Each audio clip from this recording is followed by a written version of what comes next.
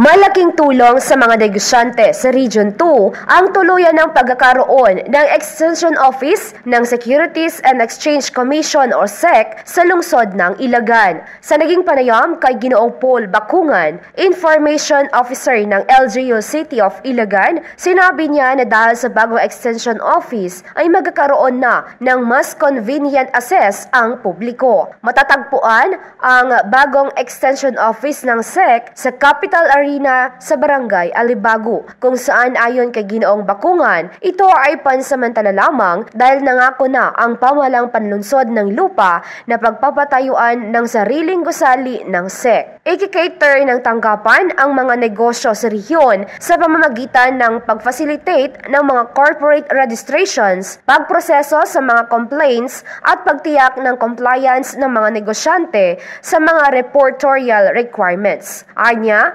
ipinatayo na ang Extension Office sa City of Ilagan dahil sa pagkakatala ng Cagayan Valley ng pinakamataas na Regional Domestic Product o GRDP growth na 6.18% na nahigitan pa ang national growth rate. Makakatulong anya ito sa pag-unlad ng mga negosyo, proteksyon ng mga investors at economic growth sa Region 2. Ang mga opisina ng SEC ay sa Metro Manila at Baguio pa, kaya sa mga pagkakaroon ng tanggapan sa Region 2 ay lahat din ng offers ng SEC ang kanilang ikikater. Mula dito sa Ilagan, Isabela, ito si Jerdel Inere para sa Radyo Alternatibo Balita Nationwide.